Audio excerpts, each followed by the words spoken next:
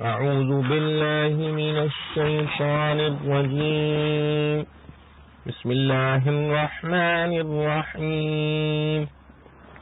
تبارك الذي بيده الملك وهو على كل شيء قدير، الذي خلق الموت والحياة ليبلوكم أيكم أحسن عملا وهو العزيز الغفور.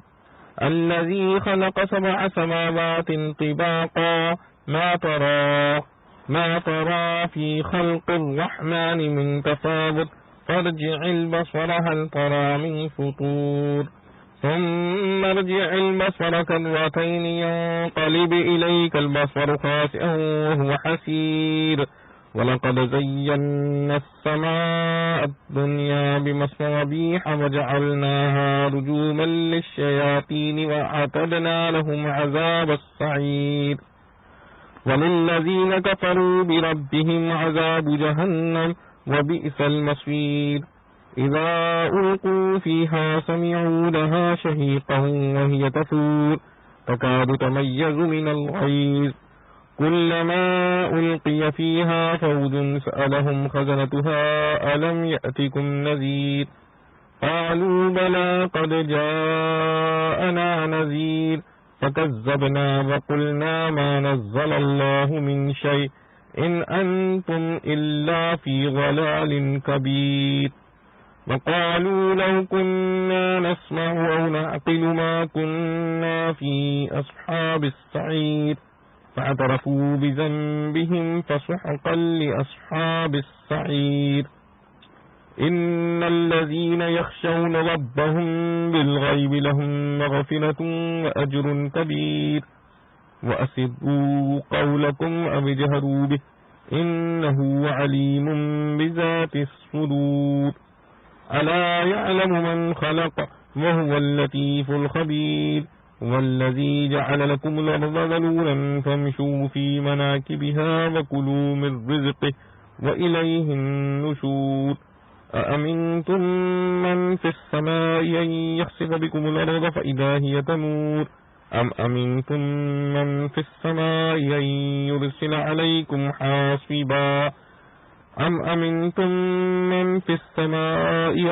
يرسل عليكم حاصبا فستعلمون كيف نذير. ولقد كذب الذين من قبلهم فكيف كان نكير. أولم يروا إلى الطير فوقهم صافات ويقبضن ما يمسكهن إلا الرحمن إنه بكل شيء بصير. أمن هذا الذي هو جند لكم ينصركم من دون الرحمن إن الكافرون إلا في غرور. أمن هذا الذي يرزقكم من أمسك رزقه بل لجوا في عتب ونفور. أفمن يمشي مكبا على وجهه أهدى أمن يمشي سويا على صراط مستقيم. قل هو الذي أنشأكم وجعل لكم السمع والأبصار والأفئدة قليلا ما تشكرون. قل هو الذي ذرأكم في الأرض وإليه تحشرون. ويقولون متى هذا الوعد إن كنتم صادقين. قل إنما العلم عند الله وإنما أنا نذير مبين. فلما رآه زلفة سيئت وجوه الذين كفروا وقيل هذا الذي كنتم به تكذبون.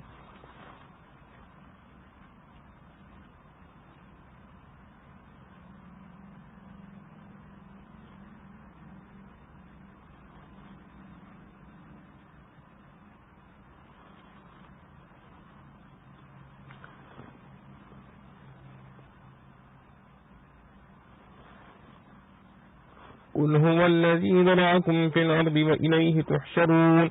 ويقولون متى هذا الوعد إن كنتم صادقين. قل إنما العلم عند الله وإنما أنا نذير مبين. فلما رآه زلفة سيئت وجوه الذين كفروا وقيل هذا الذي كنتم به تدعون. قل أرأيتم إن أهلكني الله من معي رحمنا فمن يجير الكافرين من عذاب أليم. قل هو الرحمن آمنا به وعليه توكلنا فستعلمون من هو في ضلال مبين قل أرأيتم إن أصبح ماؤكم غورا فمن يأتيكم بماء معين۔ سورۃ الملک۔ سورہ ملک مکہ میں نازل ہوئی اور اس کی 30 آیتیں ہیں اور 2 رکوع۔ شروع اللہ کے نام سے جو بے حد مہربان نہایت رحم والا ہے۔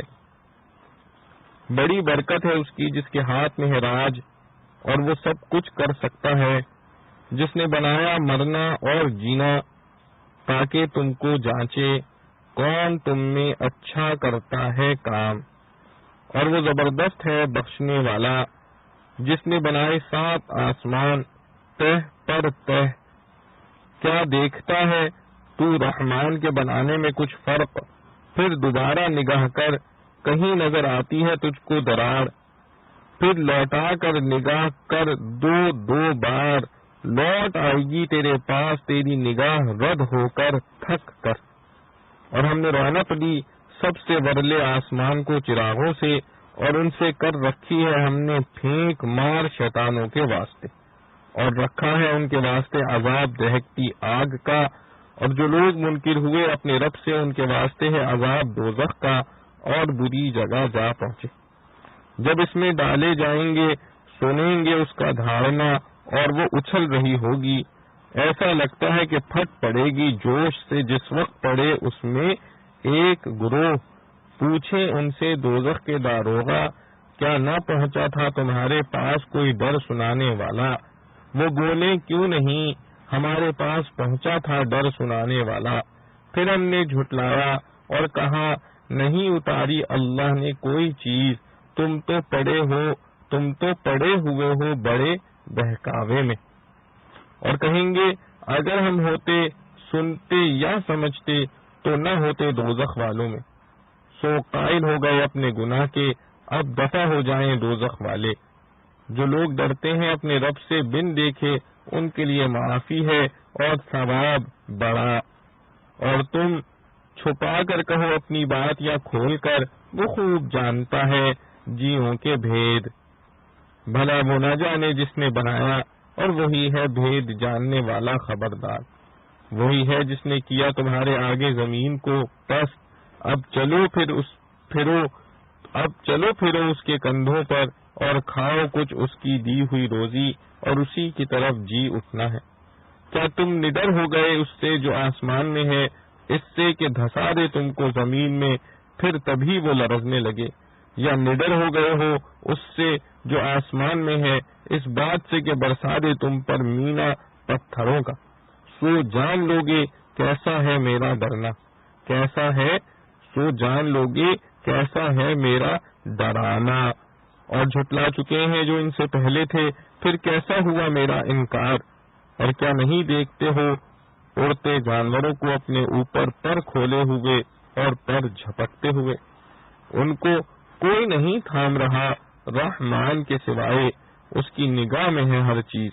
بھلا وہ کون ہے جو فوج ہے تمہاری مدد کرے رحمان کے سوائے؟ منکر پڑے ہیں برے بہکائی میں۔ بھلا وہ کون ہے جو روزی دے تم کو اگر وہ رکھ چھوڑے اپنی روزی؟ کوئی نہیں پر اڑ رہے ہیں شرارت اور بدکنے پر۔ بھلا ایک جو چلے اوندھا اپنے منہ کے بل، وہ سیدھی راہ پائے، یا وہ شخص جو چلے سیدھا ایک سیدھی راہ پر؟ تو کہہ وہی ہے جس نے تم کو بنا کھڑا کیا اور بنا دیے تمہارے واسطے کان اور آنکھیں اور دل، تم بہت تھوڑا حق مانتے ہو۔ تو کہہ وہی ہے جس نے بکھیر دیا تم کو زمین میں، اور اسی کی طرف اکٹھے کیے جاؤ گے۔ اور کہتے ہیں کب ہوگا یہ وعدہ اگر تم سچے ہو؟ تو کہہ خبر تو ہے اللہ ہی کے پاس، اور میرا کام تو یہی ڈر سنا دینا ہے کھول کر۔ پھر جب دیکھیں گے کہ وہ پاس آ لگا تو بگڑ جائیں گے منہ منکروں کے، اور کہے گا یہی ہے جس کو تم مانگتے تھے۔ تو کہہ بھلا دیکھو تو اگر ہلاک کر دے مجھ کو اللہ اور میرے ساتھ والوں کو یا ہم پر رحم کرے، پھر وہ کون ہے جو بچائے منکروں کو عذاب دردناک سے؟ تو کہ وہی رحمان ہے، ہم نے اس کو مانا اور اسی پر بھروسہ کیا، سو اب تم جان لوگے کون پڑا ہے سری بہکائے میں۔ تو کہ بھلا دیکھ لو تو اگر ہو جائے صبحوں کو پانی تمہارا خشک، پھر کون ہے جو لائے تمہارے پاس پانی نتھرا۔ اللہ رب العالمین۔ خلاصہ تفسیر، وہ خدا بڑا عالی شان ہے جس کے قبضے میں تمام سلطنت ہے، اور وہ ہر چیز پر قادر ہے، جس نے موت اور حیات کو پیدا کیا تاکہ تمہاری آزمائش کرے کہ تم میں کون شخص عمل میں زیادہ اچھا ہے۔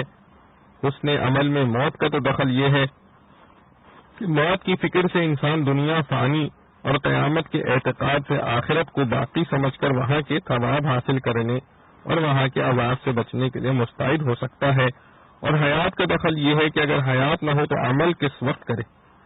بس حسن عمل کے لیے موت بمنزلہ شرط کے اور حیات بمنزلہ ظرف کے ہے، اور چونکہ آدم محض نہیں ہے اس لیے اس پر مخلوقیت کا حکم صحیح ہے، اور وہ زبردست اور بخشنے والا ہے کہ اعمال غیر حسنہ پر عتاب اور اعمال حسنہ پر مغفرت و ثواب مرتب فرماتا ہے۔ جس نے 7 آسمان اوپر تلے پیدا کیے، جیسے حدیث صحیح میں ہے کہ ایک آسمان سے اوپر بفاصلہ دراز دوسرا آسمان ہے، پھر اسی طرح اس سے اوپر تیسرا، وعلی ھذا۔ آگے آسمان کا استحکام بیان فرماتے ہیں کہ اے دیکھنے والے، تو خدا کی اس صنعت میں کوئی خلل نہ دیکھے گا، سو اب کی بار پھر نگاہ ڈال کر دیکھ لے، کہیں تجھ کو کوئی خلل نظر آتا ہے؟ یعنی بلا تأمل تو بہت بار دیکھا ہوگا، اب کی بار تأمل سے نگاہ کر، پھر بار بار نگاہ ڈال کر دیکھ، آخر کار نگاہ ذلیل اور درماندہ ہو کر تیری طرف لوٹ آئے گی، اور کوئی رکھنا نظر نہ آئے گا، یعنی وہ جس چیز کو جیسا چاہے بنا سکتا ہے۔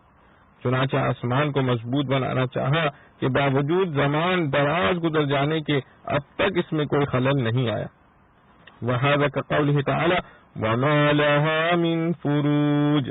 اسی طرح کسی شے کو ضعیف اور جلد متاثر ہونے والی بنا دیا، غرض اس کو ہر طرح کی قدرت ہے، اور ہماری قدرت کی دلیل یہ ہے کہ ہم نے قریب کے آسمان کو چراغوں یعنی ستاروں سے آراستہ کر رکھا ہے، اور ہم نے ان ستاروں کو شیطانوں کے مارنے کا ذریعہ بھی بنایا ہے، جس کی حقیقت سورہ حجر میں گزری ہے، اور ہم نے ان شیاطین کے لیے شہاب کی مار کے علاوہ جو کہ دنیا میں ہوتا ہے، آخرت میں بوجہ ان کے کفر کے دوزخ کا عذاب بھی تیار کر رکھا ہے، اور جو لوگ اپنے رب کی توحید کا انکار کرتے ہیں ان کے لیے دوزخ کا عذاب ہے، اور وہ بری جگہ ہے۔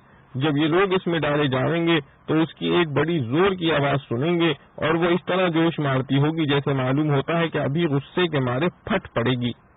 یا تو اللہ تعالیٰ اس میں ادراک اور غصہ پیدا کر دے گا کہ مغضوبین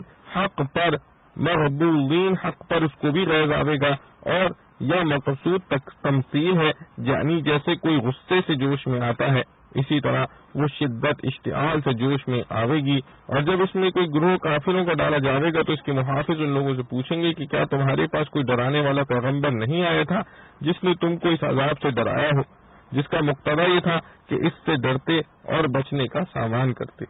یہ سوال بطور توبیخ ہے، یعنی پیغمبر تو آئے تھے، اور یہ سوال ہر نئے جانے والے گروہ سے ہوگا، کیونکہ دوزخ میں حسب تفاوت مراتب کفر سب فرقے کفار کے یکے بعد دیگرے جائیں گے۔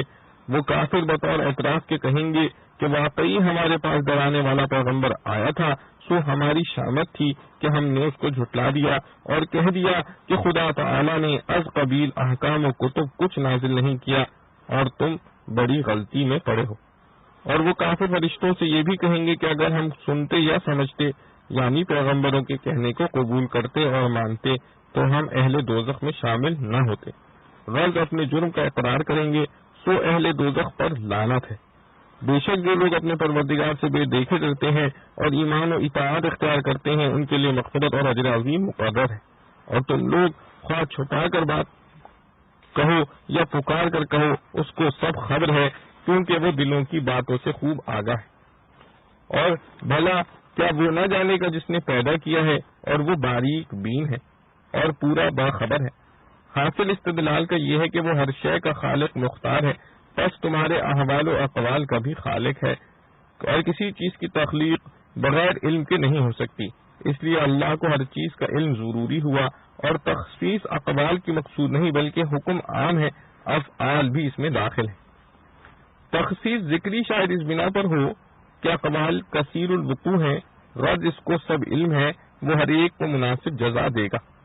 وہ ایسا منعم ہے جس نے تمہارے لیے زمین کو مسخر کر دیا کہ تم اس میں ہر طرح کے تصرفات کر سکتے ہو، تو تم اس کے رستوں میں چلو پھرو، اور خدا کی روزی میں سے جو زمین میں پیدا کی ہے کھاؤ پیو، اور کھا پی کر اس کو یاد رکھنا کہ اسی کے پاس دوبارہ زندہ ہو کر جانا ہے، پس یہ اس کو مقتضی ہے کہ اس کی نعمتوں کا شکر ادا کرو جو ایمان و طاعت ہے۔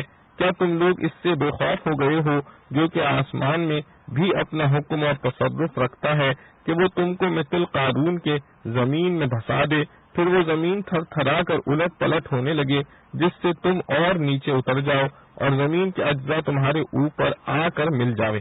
یا تم لوگ اس سے بے خوف ہو گئے ہو جو کہ آسمان میں بھی اپنا حکم اور تصرف رکھتا ہے کہ وہ تم پر مثل آگ کے ایک ہوائے تند بھیج دے جس سے تم ہلاک ہو جاؤ، یعنی مقتضا تمہارے کفر کا یہی ہے۔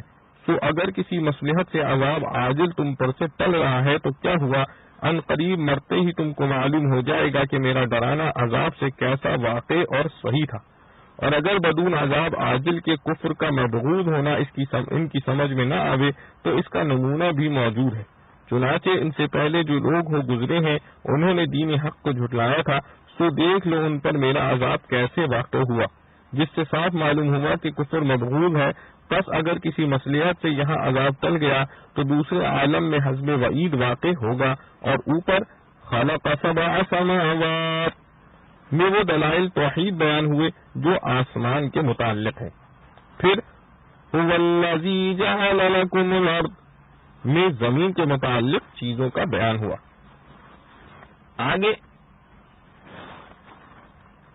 جب یعنی فضائے آسمانی کے متعلق دلائل کا بیان ہے، کیا ان لوگوں نے اپنے اوپر پرندوں کی طرف نظر نہیں کی کہ پر پھیلائے ہوئے اڑتے پھرتے ہیں اور کبھی اسی حالت پر سمیٹ لیتے ہیں، اور دونوں حالتوں میں باوجود ثقیل اور وزنی ہونے کے زمین اور آسمان کی درمیانی فضا میں پھرتے رہتے ہیں، زمین پر نہیں گر جاتے، اور بجز خدا رحمان کے ان کو کوئی تھامے ہوئے نہیں ہے۔ بے شک وہ ہر چیز کو دیکھ رہا ہے اور جس طرح چاہے اس میں تصرف کر رہا ہے۔ ہاں خدا کے تصرفات تو سن لیے، اب بتلاؤ کہ رحمان کے سوا وہ کون ہے کہ وہ تمہارا لشکر بن کر آفات سے تمہاری حفاظت کر سکے؟ اور کافر جو اپنے معبودوں کی نسبت ایسا خیال رکھتے ہیں تو وہ نیرے دھوکے میں ہیں۔ اور ہاں یہ بھی بتلاؤ کہ وہ کون ہے جو تم کو روزی پہنچاوے اگر اللہ تعالیٰ اپنی روزی بند کر لے، مگر یہ لوگ اس سے بھی متاثر نہیں ہوتے، بلکہ یہ لوگ سرکشی اور نفرت عن الحق پر جم رہے ہیں۔ خلاصہ یہ کہ تمہارے معبودات باطلہ بت وغیرہ نہ کسی مدت کے دفع پر قادر ہیں، وَهُوَ الْمُرَادُ بِقَوْلِهِ تَعَالَى يَنْصُرُكُمْ، اور نہ ایصال منافع پر قادر ہیں، وَهُوَ الْمُرَادُ بِقَوْلِهِ تَعَالَى يَرْزُقُكُمْ۔ پھر ان کی عبادت محض بے وقوفی ہے، یعنی جس کافر کا حال اوپر سنا ہے، ان الکافرون الا فی غرور بل لجوا فی عتو ونفور۔ سو اس کو سن کر سوچو کہ کیا جو شخص بوجہ ہمواری راہ کے ٹھوکریں کھاتا ہوا اور منہ کے بل گرتا ہوا چل رہا ہو وہ منزل مقصود پر زیادہ پہنچنے والا ہوگا، یا وہ شخص زیادہ منزل مقصود پر پہنچنے والا ہوگا جو سیدھا ایک ہموار سڑک پر چلا جا رہا ہو؟ یہی حال ہے مومن و کافر کا کہ مومن کے چلنے کا راستہ بھی دین مستقیم ہے اور وہ چلتا بھی ہے سیدھا ہو کر، افراد تفرید سے بچ کر، اور کافر کے چلنے کا راستہ بھی زور و ضلالت کا ہے اور چلنے میں بھی وہ ہر وقت محالے کو مخابف میں گرتا جاتا ہے۔ بس ایسی حالت میں کیا منزل پر پہنچے گا؟ اور اوپر دلائل توحید متعلق آفاق کے تھے، آگے متعلق انفس کے ارشاد ہیں۔ آپ ان سے کہیے کہ وہی ایسا قادر و منعم ہے جس نے تم کو پیدا کیا اور تم کو کان اور آنکھیں اور دل دیے، مگر تم لوگ بہت کم شکر کرتے ہو۔ اور آپ یہ بھی کہیے کہ وہی ہے جس نے تم کو روئے زمین پر پھیلایا اور تم اسی کے پاس قیامت کے روز اکٹھے کیے جاؤ گے۔ اور یہ لوگ جب قیامت کا ذکر سنتے ہیں، کما فی هذه السورہ من قولہ الیہ النشور ومن قولہ الیہ تحشرون، تو کہتے ہیں کہ یہ وعدہ کب ہوگا؟ اگر تم یعنی پیغمبر صلی اللہ علیہ وسلم اور آپ کے متبعین مومنین سچے ہو تو بتلاؤ۔ آپ جواب میں کہہ دیجئے کہ یہ تعین کا علم تو خدا ہی کو ہے اور میں تو محض علی الجمال مگر صاف صاف ڈرانے والا ہوں۔ پھر جب اس عذاب قیامت کو پاس آتا ہوا دیکھیں گے، پاس آتا ہوا دیکھنا یہ کہ اعمال کا محاسبہ ہوگا، دوزخ میں جانے کا حکم ہوگا، جس سے متعقل ہو جائے گا کہ اب عذاب سر پر آ گیا۔ غرض جب اس کو پاس آتا ہوا دیکھیں گے تو مارے غم کے کافروں کے منہ بگڑ جائیں گے۔ کقولہ تعالی وجوہ یومئذ علیہا غبرۃ ترہقها قطرہ، اور ان سے کہا جائے گا یہی ہے وہ جس کو تم مانگا کرتے تھے کہ عذاب لاؤ عذاب لاؤ۔ اور یہ کفار ان مضامین حقہ توحید و بعث وغیرہ کو سن کر جو ایسی باتیں کرتے ہیں، شاعر نتربص به ریب المنون ان کاد لیضلنا عن آلہتنا لولا ان صبرنا علیہا، جن کا حاصل انتظار آپ کی ہلاکت کا اور آپ کو نعوذ باللہ منسوب الی الضلال کرنا ہے۔ آگے اس کے جواب کی تعلیم ہے جس میں عذاب کفار کی تقریر اور دوسرے مضامین سے اس کی تتمیم ہے۔ ارشاد ہوتا ہے کہ آپ ان سے کہیے کہ تم یہ بتلاؤ کہ اگر خدا تعالی مجھ کو اور میرے ساتھ والوں کو موافق تمہاری تمنا کے ہلاک کر دے یا ہماری امید اور اپنے وعدے کے مطابق ہم پر رحمت فرما دے تو دونوں حالت میں اپنی خبر لو اور یہ بتلاؤ کہ کافروں کو عذاب دردناک سے کون بچا لے گا۔ یعنی ہماری تو جو حالت ہوگی دنیا میں ہوگی اور انجام اس کا ہر حال میں اچھا ہے۔ قولہ تعالی هل تربصون بنا الا احدى الحسنيين، مگر اپنی کہو کہ تم پر جو مصیبت عظیمہ آنے والی ہے اس کو کون روکے گا، اور ہمارے دنیاوی حوادث سے تمہاری وہ مصیبت کیسے ٹل جاوے گی، تو اپنی فکر چھوڑ کر ہمارے حوادث کا انتظار ایک فضول حرکت ہے۔ یہ جواب ہے نتربص کا، اور آپ ان سے یہ بھی کہیے کہ وہ بڑا مہربان ہے، ہم اس پر اس کے حکم کے موافق ایمان لائے اور ہم اس پر یہ توکل کرتے ہیں، پس ایمان کی برکت سے تو وہ ہم کو عذاب آخرت سے محفوظ رکھے گا اور توکل کی برکت سے حوادث دنیاویہ کو دفع یا سہل کر دے گا۔ یہ بھی نتربص کا تتمہ جواب ہے۔ تو جب تم پر عذاب علیم آنے والا ہے اور ہم انشاءاللہ تعالی ایمان کی برکت سے اس عذاب سے محفوظ رہنے والے ہیں، تو ان قریب تم کو معلوم ہو جائے گا جب اپنے آپ کو عذاب میں مبتلا اور ہم کو اس سے محفوظ دیکھو گے کہ سری گمراہی میں کون ہے، یعنی تم ہو جیسا کہ ہم کہتے ہیں یا ہم ہیں جیسا کہ تم کہتے ہو۔ یہ جواب ہے ان کاد لیضلونا کا۔ آگے تقریر ہے مضمون بالا فمن یجیر الکافرین کی، یعنی اوپر جو کہا گیا ہے کہ تم کو عذاب علیم سے کوئی نہیں بچا سکتا، ان کو اگر اپنے الہہ باطلہ کا گھمنڈ ہو کہ وہ بچا لیں گے تو اس زوم کے ابطال و ازالے کے لیے ان سے آپ یہ کہہ دیجئے کہ اچھا یہ بتلاؤ کہ اگر تمہارا پانی جو کنووں میں ہے نیچے کو اتر کر غائب ہی ہو جائے تو وہ کون ہے جو تمہارے پاس سود کا پانی لے آئے، یعنی کنویں کی سود کو جاری کر دے اور اعماق ارض سے اوپر لے آئے، اور اگر کسی کو کھود لینے پر ناز ہو تو اللہ تعالیٰ اس پر قادر ہے کہ اس کو اور نیچے غائب کر دے۔ وَعَلَى هَذَا، پس جب خدا کے مقابلے میں کسی کو اتنی بھی قدرت نہیں کہ معمولی طبعی واقعات میں تصرف کر سکے تو عذاب آخرت سے بچانے کی کیا قدرت ہوگی۔ معارف و مسائل۔ فضائل سورہ ملک، اس سورت کو حدیث میں واقعہ اور منجیہ بھی فرمایا ہے۔ واقعہ کے معنی بچانے والی اور منجیہ کے معنی نجات دینے والی۔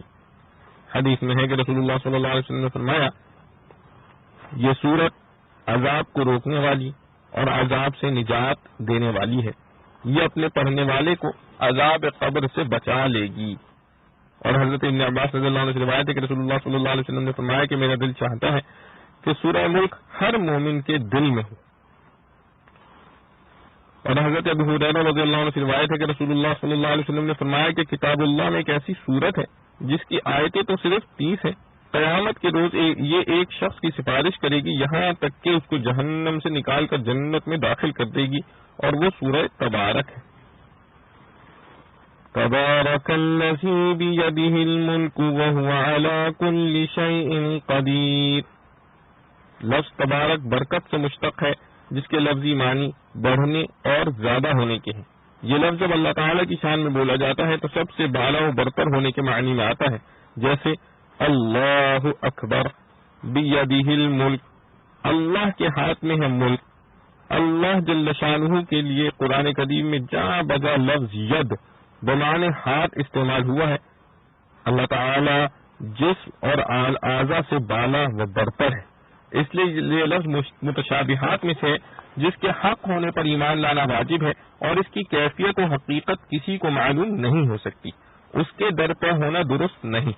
اور ملک سے مراد آسمانوں اور زمینوں کی اور دنیا و آخرت کی حکومت ہے۔ اس آیت میں اللہ تعالیٰ کے لیے 4 صفات کا دعویٰ ہے۔ اول اس کا موجود ہونا، دوسرے انتہائی درجے کی صفات کمال کا مالک اور سب سے بالا و برتر ہونا، تیسرے آسمان و زمین پر اس کی حکومت ہونا، چوتھے ہر چیز پر اس کا قادر ہونا۔ اگلی آیات میں اس دعوے کے دلائل ہیں جو اللہ تعالیٰ کی مخلوقات ہی میں غور و فکر کرنے سے واضح ہوتے ہیں۔ اس لیے اگلی آیات میں تمام کائنات و مخلوقات کی مختلف انواع و اصناف سے اللہ تعالیٰ کے وجود اور توحید پر اور اس کے کمال علم و قدرت پر استدلال کیا گیا ہے۔ سب سے پہلے اشرف المخلوقات انسان کے اپنے وجود میں جو دلائل قدرت ہیں ان کی طرف متوجہ فرمایا۔ الذی خلق الموت والحیات میں اس کا بیان ہے۔ اس کے بعد کئی آیتوں میں آسمانوں کی تخلیق میں غور و فکر سے استدلال فرمایا۔ الذی خلق 7 سماوات، اس کے بعد زمین کی تخلیق اور اس کے فوائد متعلقہ میں غور و فکر کا بیان۔ والذی جعل لکم الارض ذلولا سے 2 آیتوں میں فرمایا۔ پھر فضائے آسمانی میں رہنے والی مخلوق پرندوں کا ذکر فرمایا۔ اولم یروا الی الطیر۔ غرض اس پوری صورت میں اصل مضمون حق تعالی جل جلالہ و عم نوالہ کے وجود اور اس کے کمال علم و قدرت پر کائنات عالم کے مشاہدے سے دلائل پیش کرنا ہے۔ ضمناً دوسرے مضامین کفار کی سزا اور مومنین کی جزا کے بھی آ گئے۔ خود انسان کے نفس میں جو دلائل اللہ تعالی کے کمال علم و قدرت کے ہیں ان کی طرف 2 لفظوں سے ہدایت فرمائی۔ موت و حیات کی حقیقت، خلق الموت والحیات، یعنی پیدا کیا اس نے موت اور حیات کو۔ احوال انسانی میں سے یہاں صرف 2 چیزیں موت و حیات بیان کی گئی، کیونکہ یہی دونوں انسان کے تمام عمر کے احوال و افعال پر حاوی ہے۔ حیات کے لیے پیدا کرنے کا لفظ تو اپنی جگہ ظاہر ہے کہ حیات ایک وجودی چیز ہے، تخلیق و تکوین کا اس سے متعلق ہونا ظاہر ہے، لیکن موت جو بظاہر ایک عدم کا نام ہے اس کے ساتھ تخلیق کا تعلق کس طرح ہوا؟ اس کے جواب میں ائمہ تفسیر سے متعدد اقوال منقول ہیں۔ سب سے زیادہ واضح بات یہ ہے کہ موت عدم محض کا نام نہیں، بلکہ روح اور بدن کا تعلق منقطع کر کے روح کو ایک مکان سے دوسرے مکان میں منتقل کرنے کا نام ہے، اور یہ ایک وجودی چیز ہے۔ غرض جس طرح حیات ایک حال ہے جو جسم انسانی پر طاری ہوتا ہے، اسی طرح موت بھی ایک ایسا ہی حال ہے۔ اور حضرت عبداللہ بن عباس رضی اللہ عنہ اور بعض دوسرے ائمہ تفسیر سے جو یہ منقول ہے کہ موت و حیات 2 مجسم مخلوق ہیں، موت ایک مینڈے کی شکل میں اور حیات ایک گھوڑی کی شکل میں ہے۔ اس سے مراد بظاہر اس حدیث کا بیان ہے جس میں ارشاد ہے کہ جب قیامت میں اہل جنت میں اور اہل دوزخ میں داخل ہو چکیں گے تو موت کو ایک مینڈے کی شکل میں لایا جائے گا اور پل صراط کے پاس اس کو ذبح کر کے اعلان کر دیا جائے گا کہ اب جو جس حالت میں ہے وہ دائمی اور ابدی ہے، اب کسی کو موت نہیں آئے گی۔ مگر اس حدیث سے یہ لازم نہیں آتا کہ دنیا میں موت کوئی جسم ہو، بلکہ جس طرح دنیا کے بہت سے احوال و اعمال قیامت میں مجسم اور متشکل ہو جائیں گے جو بہت سی حدیث صحیحہ سے ثابت ہے، اسی طرح موت جو انسان کو پیش آنے والی ایک حالت ہے وہ بھی قیامت میں مجسم ہو کر مینڈھے کی شکل میں ذبح کر دی جائے گی۔ اور تفسیر مظہری میں فرمایا کہ موت اگرچہ عدمی چیز ہے مگر عدم محض نہیں، بلکہ ایسی چیز کا عدم ہے جس کو وجود میں کسی وقت آنا ہے، اور ایسے تمام معدومات کی شکلیں عالم اسلام میں قبل از وجود ناسوتی موجود ہوتی ہیں جن کو آیان ثابتہ کہا جاتا ہے۔ ان اشکال کی وجہ سے ان کو قبل الوجود بھی ایک قسم کا وجود حاصل ہے، اور عالم مثال کے موجود ہونے پر بہت سی روایات حدیث سے استدلال فرمایا ہے۔ واللہ اعلم۔ موت و حیات کے درجات مختلفہ۔ تفسیر مظہری میں ہے کہ اللہ تعالی جل شانہ نے اپنی قدرت اور حکمت بالغہ سے مخلوقات و ممکنات کو مختلف اقسام میں تقسیم فرما کر ہر ایک کو حیات کی ایک قسم عطا فرمائی ہے۔ سب سے زیادہ کامل و مکمل حیات انسان کو عطا فرمائی، جس میں یہ صلاحیت بھی رکھ دی کہ وہ حق تعالی جل شانہ کی ذات و صفات کی معرفت ایک خاص حد تک حاصل کر سکے اور یہ معرفت ہی بنا تکلیف احکام شریعہ اور وہ بار امانت ہے جس کے اٹھانے سے آسمان و زمین اور پہاڑ سب ڈر گئے اور انسان نے اپنی اس خداداد صلاحیت کے سبب اٹھا لیا۔ اس حیات کے مقابل وہ موت ہے جس کا ذکر قرآن کریم کی آیت أَوَمَنْ كَانَ مَيْتًا فَأَحْيَيْنَاهُ میں ذکر فرمایا ہے کہ کافر کو مردہ اور مومن کو زندہ قرار دیا گیا، کیونکہ کافر نے اپنی اس معرفت کو ضائع کر دیا جو انسان کی مخصوص حیات تھی۔ اور بعض اصناف و اقسام مخلوقات میں یہ درجہ حیات کا تو نہیں مگر حس و حرکت موجود ہے، اس کے مقابل وہ موت ہے جس کا ذکر قرآن کریم کی آیت کنتم امواتا فاحیاکم ثم یمیتکم ثم یحییکم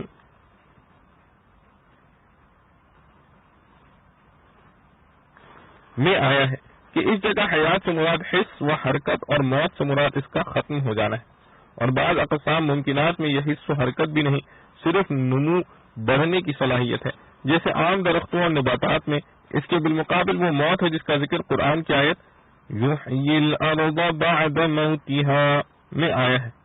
حیات کی یہ تین قسمیں انسان، حیوان، نبات میں منحصر ہیں، ان کے علاوہ اور کسی چیز میں یہ قسم حیات نہیں ہے۔ اسی لیے حق تعالیٰ پتھروں سے بنے ہوئے بتوں کے متعلق حق تعالیٰ نے پتھروں سے بنے ہوئے بتوں کے متعلق فرمایا انبات غیر احیاء، لیکن اس کے باوجود جمادات میں بھی ایک خاص حیات موجود ہے جو وجود کے ساتھ لازم ہے۔ اسی حیات کا اثر ہے جس کا ذکر قرآن کریم میں ہے وَإِن مِّن شَيْءٍ إِلَّا يُسَبِّحُ بِحَمْدِهِ، یعنی کوئی چیز ایسی نہیں جو اللہ کی حمد کی تسبیح نہ پڑھتی ہو۔ اور آیت میں موت کا ذکر مقدم کرنے کی وجہ بھی اس بیان سے واضح ہو گئی کہ اصل کے اعتبار سے موت ہی مقدم ہے۔ ہر چیز جو وجود میں آئی ہے پہلے موت کے عالم میں تھی، بعد میں اس کو حیات عطا ہوئی، اس لیے موت کا ذکر مقدم کیا گیا۔ اور یہ بھی کہا جا سکتا ہے کہ آگے جو موت و حیات کی تخلیق کی وجہ انسان کی آزمائش و ابتلا کو قرار دیا ہے لِيَبْلُوَكُمْ أَيُّكُمْ أَحْسَنُ عَمَلًا، یہ آزمائش بنسبت حیات کے موت میں زیادہ ہے، کیونکہ جس شخص کو اپنی موت کا استحضار ہوگا وہ اچھے اعمال کی پابندی زیادہ سے زیادہ کرے گا۔ اور اگرچہ یہ آزمائش حیات میں بھی ہے کہ زندگی کے قدم قدم پر اس کو اپنا عجز اور اللہ تعالیٰ کے قادر مطلق ہونے کا استحضار ہوتا رہتا ہے جو حسن عمل کی طرف داعی ہے، لیکن موت کی فکر اصلاح عمل اور حسن عمل میں سب سے زیادہ مؤثر ہے۔ حضرت عمار بن یاسر کی حدیث مرفوع میں ہے موت واعظ کے لیے کافی ہے اور یقین غنی کے لیے۔ مراد یہ ہے کہ اپنے دوستوں عزیزوں کی موت کا مشاہدہ سب سے بڑا واعظ ہے۔ جو اس سے متاثر نہیں ہوتا اس کا دوسری چیزوں سے متاثر ہونا مشکل ہے، اور جس کو اللہ نے ایمان یقین کی دولت عطا فرمائی اس کی برابر کوئی غنی و بے نیاز نہیں۔ اور ابی بن انس نے فرمایا کہ موت انسان کو دنیا سے بیزار کرنے اور آخرت کی طرف رغبت دینے کے لیے کافی ہے۔ احسن عملا، یہاں یہ بات قابل نظر ہے کہ انسان کی سزائے آزمائش میں جو اس کی موت و حیات سے وابستہ ہے، حق تعالیٰ نے یہ فرمایا کہ ہم یہ دیکھنا چاہتے ہیں کہ تم میں سے کس کا عمل اچھا ہے، یہ نہیں فرمایا کہ کس کا عمل زیادہ ہے۔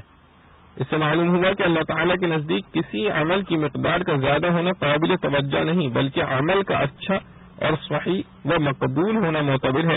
اسی لیے قیامت میں انسان کے اعمال کو گنا نہیں جائے گا بلکہ تولا جائے گا، جس میں بعض ایک ہی عمل کا وزن ہزاروں اعمال سے بڑھ جائے گا۔ حسن عمل کیا ہے؟ حضرت ابن عمر رضی اللہ عنہ نے فرمایا کہ نبی کریم صلی اللہ علیہ وسلم نے یہ آیت تلاوت فرمائی یہاں تک کہ احسن عملا تک پہنچے تو فرمایا کہ احسن عملا وہ شخص ہے جو اللہ کی حرام کی ہوئی چیزوں میں سب سے زیادہ پرہیز کرنے والا ہو اور اللہ کی اطاعت میں ہر وقت مستعد و تیار ہو۔ فارجع البصر هل ترى من فطور، اس آیت سے ظاہر یہ معلوم ہوتا ہے کہ دنیا والے آسمان کو آنکھوں سے دیکھ سکتے ہیں، اور یہ ضروری نہیں کہ نیلگوں فضا جو دکھائی دیتی ہے یہی آسمان ہو، بلکہ ہو سکتا ہے کہ آسمان اس سے بہت اوپر ہو اور یہ نیلگوں رنگ ہوا اور فضا کا ہو، جیسا کہ فلاسفہ کہتے ہیں۔ مگر اس سے یہ بھی لازم نہیں آتا کہ آسمان انسان کو نظر ہی نہ آئے، ہو سکتا ہے یہ نیلگوں فضا شفاف ہونے کے سبب اصل آسمان کو جو اس سے بہت اوپر ہے، دیکھنے میں مانے نہ ہو۔ اور اگر کسی دلیل سے ثابت ہو جائے کہ دنیا میں رہتے ہوئے آسمان کو آنکھ سے نہیں دیکھا جا سکتا، تو پھر اس آیت میں رؤیت سے مراد رؤیت عقلی یعنی غور و فکر ہوگا۔ وَلَقَدْ زَيَّنَّا السَّمَاءَ الدُّنْيَا بِمَصَابِيحَ وَجَعَلْنَاهَا رُجُومًا لِلشَّيَاطِينِ۔ مصابیح سے مراد ستارے ہیں، اور نیچے کے آسمان کو ستاروں سے مزین کرنے کے لیے ضروری نہیں کہ ستارے آسمان کے اندر یا اس کے اوپر لگے ہوئے ہوں، بلکہ یہ تزئین اس صورت میں بھی صادق ہے جبکہ ستارے آسمان سے بہت نیچے خلا میں ہوں، جیسا کہ تحقیق جدید سے اس کا مشاہدہ ہو رہا ہے، یہ اس کے منافی نہیں۔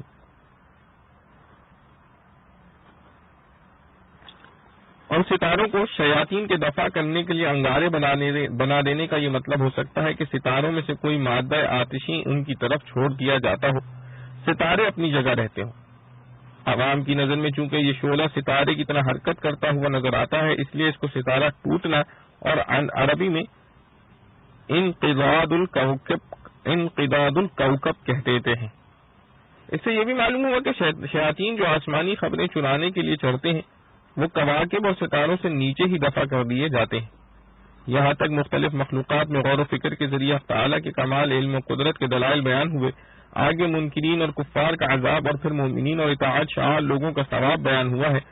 وَلِلَّذِينَ كَفَرُوا بِرَبِّهِمْ عَذَابُ جَهَنَّمَ سے 7 آیتوں تک یہ مضمون چلا ہے۔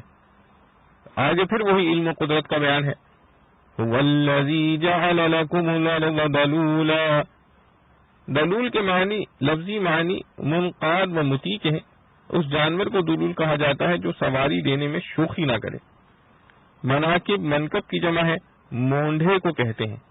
کسی بھی جانور کا مونڈھا سواری کی جگہ نہیں ہوتی بلکہ اس کی کمر یا گردن ہوتی۔ جو جانور سوار ہونے والوں کے لیے اپنے مونڈھے بھی پیش کر دے وہ بہت ہی مطیع و منقاد اور مسخر ہو سکتا ہے۔ اس لیے فرمایا کہ زمین کو تمہارے لیے ہم نے ایسا مسخر و مطیع بنا دیا ہے کہ تم اس کے مونڈھوں پر چڑھتے پھرو۔ زمین کو حق تعالیٰ نے ایک ایسا قوام بخشا ہے کہ نہ تو پانی کی طرح سیال اور بہنے والا ہے، نہ روئی اور کیچڑ کی طرح دبنے والا۔ کیونکہ زمین ایسی ہوتی تو اس پر کسی انسان کا رہنا ٹھہرنا ممکن نہ ہوتا۔ اسی طرح زمین کو لوہے پتھر کی طرح سخت بھی نہیں بنایا، اگر ایسا ہوتا تو اس میں درخت اور کھیتی نہ بوئی جا سکتی، اس میں کنویں اور نہریں نہ کھودی جا سکتی، اس کو کھود کر اونچی عمارتوں کی بنیاد نہ رکھی جا سکتی۔ اس قوام کے ساتھ اس کو ایسا سکون بخشا کہ اس پر عمارتیں ٹھہر سکیں، چلنے پھرنے والوں کو لغزش نہ ہو۔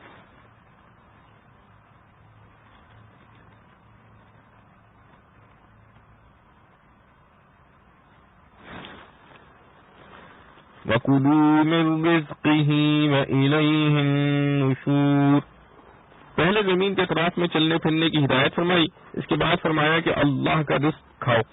اس میں اشارہ ہو سکتا ہے کہ تجارت کے لیے سفر اور مال کی درآمد اللہ کے رزق کا دروازہ ہے۔ الیہ النشور میں بتلا دیا کہ کھانے پینے رہنے سہنے کے فوائد زمین سے حاصل کرنے کی اجازت ہے، مگر موت و آخرت سے بے فکر نہ رہو کہ انجام کار اسی کی طرف لوٹ کر جانا ہے۔ زمین پر رہتے ہوئے آخرت کی تیاری میں لگے رہو۔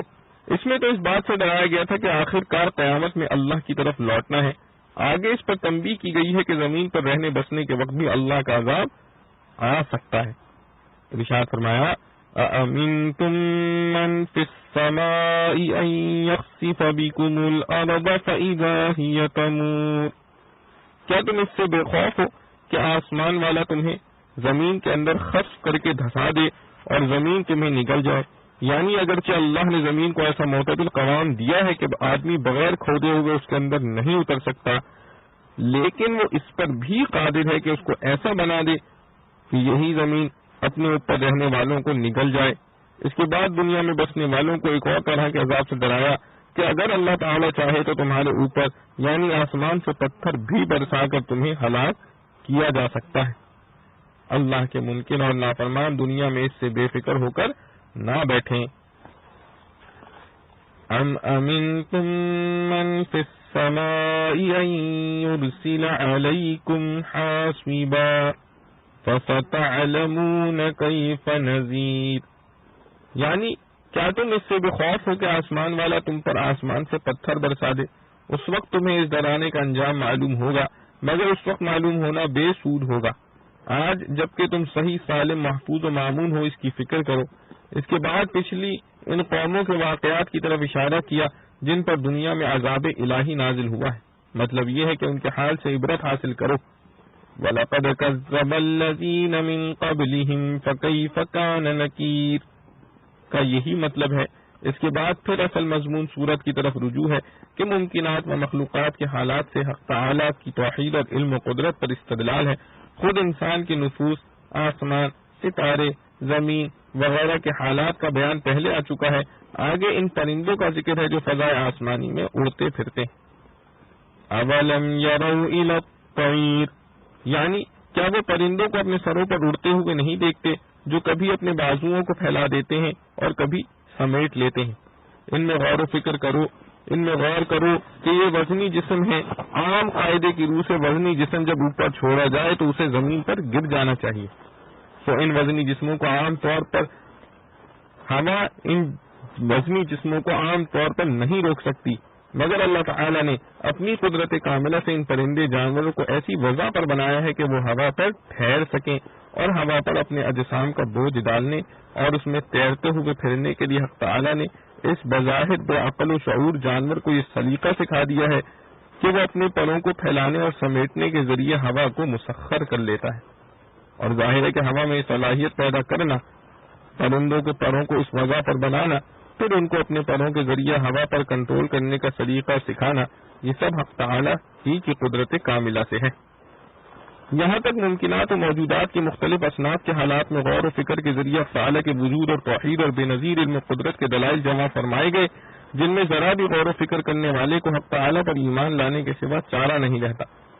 آگے ختم سورت تک کفار و فجار، منکرین اور بدعمل لوگوں کو عذاب الہی سے ڈرایا گیا ہے۔ پہلے اس پر تنبیہ کی گئی کہ اگر اللہ تعالیٰ کسی قوم پر عذاب نازل کرنا چاہیں تو دنیا کی کوئی طاقت اس کو نہیں روک سکتی، تمہارے لشکر اور سپاہی اس سے تم کو نہیں بچا سکتے۔ چنانچہ ارشاد فرمایا امن ھذا الذی ھو جند لکم ینصرکم من دون الرحمن ان الکافرون الا فی غرور۔ اس کے بعد اس سے ڈرایا گیا کہ اللہ تعالیٰ کا جو رزق تم کو آسمان سے پانی برسنے اور زمین سے نباتات اگانے کے ذریعے مل رہا ہے، یہ کوئی تمہاری ذاتی جاگیر نہیں بلکہ اللہ تعالیٰ کی عطا و بخشش ہے، وہ اس کو روک بھی سکتا ہے۔ امن ھذا الذی یرزقکم ان امسک رزقہ کا یہی مطلب ہے۔ آگے کفار کے حال پر افسوس ہے جو نہ آیات قدرت میں غور کرتے ہیں نہ دوسرے بتانے والوں کی بات سنتے ہیں۔ بل لجوا فی عتو و نفور، یعنی یہ لوگ برابر اپنی سرکشی اور حق سے دوری میں بڑھتے ہی جاتے ہیں۔ آگے میدان قیامت میں کافر و مومن کا جو حال ہونا ہے اس کا ذکر ہے کہ قیامت کے میدان میں کفار اس طرح حاضر کیے جائیں گے کہ پاؤں پر چلنے کے بجائے سر کے بل چلیں گے۔ صحیح بخاری و مسلم میں حضرت انس رضی اللہ عنہ کی روایت ہے کہ صحابہ کرام رضوان اللہ علیہ مجمعین نے سوال کیا کہ کفار چہرے کے بل کیسے چلیں گے؟ رسول اللہ صلی اللہ تعالی علیہ وآلہ وسلم نے فرمایا کہ جس ذات نے ان کو پیروں پر چلایا ہے کیا وہ اس پر قادر نہیں کہ ان کو چہروں اور سروں کے بل چلا دے؟ اسی کو اس آیت میں بیان فرمایا ہے افمن یمشی مکبا علی وجہہ اہدی امن یمشی سویا علی صراط مستقیم، یعنی کیا وہ آدمی جو اوندھا اپنے چہرے کے بل چلے زیادہ ہدایت پانے والا ہے یا وہ جو سیدھا چلنے والا ہے؟ سیدھا چلنے والے سے مراد مومن ہے کہ ہدایت یافتہ وہی ہو سکتا ہے، سیدھا چلنے والے سے مراد مومن ہے کہ ہدایت یافتہ وہی ہو سکتا ہے۔ آگے پھر انسانی تخلیق میں حق تعالیٰ کی قدرت و حکمت کے چند مظاہر کا بیان ہے۔ قل هو الذی انشأکم وجعل لکم السمع والابصار والافئدہ قلیلا ما تشکرون، یعنی آپ کہہ دیجئے کہ اللہ ہی وہ ذات ہے جس نے تمہیں پیدا کیا اور تمہارے کان، آنکھیں اور دل بنائے، مگر تم لوگ شکر گزار نہیں ہوتے۔ سمع و بصر اور قلب کی تخصیص، اس میں اعضاء انسانی میں سے ان تین اعضاء کا ذکر ہے جن پر علم و ادراک اور شعور موقوف ہے۔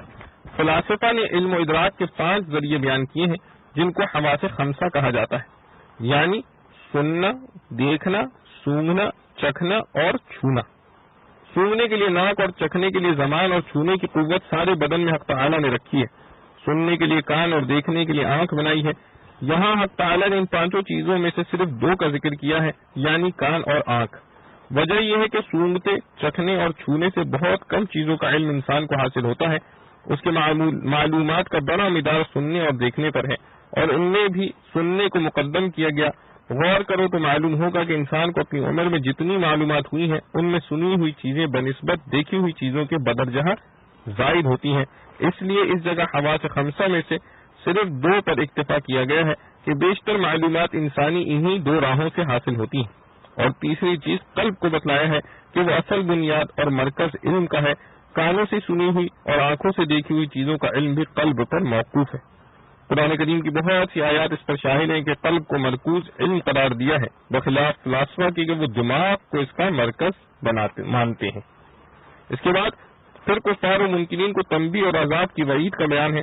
آخر صورت میں پھر ایک جملے میں یہ ارشاد فرمایا کہ زمین پر بسنے والوں اور اس کو کھود کر کنویں بنانے والوں اور اس کے پانی سے اپنے پینے پلانے اور نباتات اگانے کا کام لینے والوں، اس بات کو نہ بھولو کہ یہ سب چیزیں کوئی تمہاری ذاتی جاگیر نہیں، صرف حق تعالیٰ کا عطیہ ہے کہ اس نے پانی برسایا اور اس پانی کو برف کی شکل میں بحر منجمد بنا کر پہاڑوں کی چوٹیوں پر لاد دیا کہ سڑنے اور خراب ہونے سے محفوظ رہے، پھر اس برف کو آہستہ آہستہ پگھلا کر پہاڑوں کی عروق کے ذریعے زمین کے اندر اتار دیا اور بغیر کسی پائپ لائن کے ذریعے پوری زمین میں اس کا ایسا جال پھیلا دیا کہ جہاں چاہو زمین کھود کر پانی نکال لو، مگر یہ پانی جو اس نے زمین کے اوپر ہی کی سطح پر رکھ دیا ہے، جس کو چند فٹ یا گز زمین کھود کر نکالا جا سکتا ہے، یہ مالک و خالق کا عطیہ ہے۔ اگر وہ چاہے تو اس پانی کو زمین کے نیچے کی سطح پر اتار دے جہاں تک تمہاری رسائی ممکن نہ ہو۔ قل أرأيتم إن أصبح ماؤكم غورا فمن يأتيكم بماء معين، یعنی آپ ان لوگوں کو بتلا دیجئے کہ اس بات پر غور کریں کہ جو پانی کنووں کے ذریعے بآسانی نکال کر پی رہے ہو، اگر وہ پانی زمین کی گہرائی میں اتر جائے تو تمہاری کون سی طاقت ہے جو اس جاری پانی کو حاصل کر سکے۔ حدیث میں ہے کہ جب آدمی یہ آیت تلاوت کرے تو اس کو کہنا چاہیے اللہ رب العالمین، یعنی اللہ رب العالمین ہی پھر اس کو لا سکتا ہے، ہماری کسی کی طاقت نہیں۔ تمت سورۃ الملک بحمد للہ۔ اللہ رب العزت سے دعا ہے کہ جو کچھ پڑھا سنا گیا اللہ رب العزت ہمیں اس پر عمل کرنے کی توفیق نصیب فرمائے۔ وآخر دعوانا ان الحمد للہ رب العالمین۔ ربنا تقبل منا انك انت السميع العليم وتب علينا انك انت التواب الرحيم۔ سبحان ربك رب العزة عما يصفون وسلام على المرسلين والحمد لله رب العالمين۔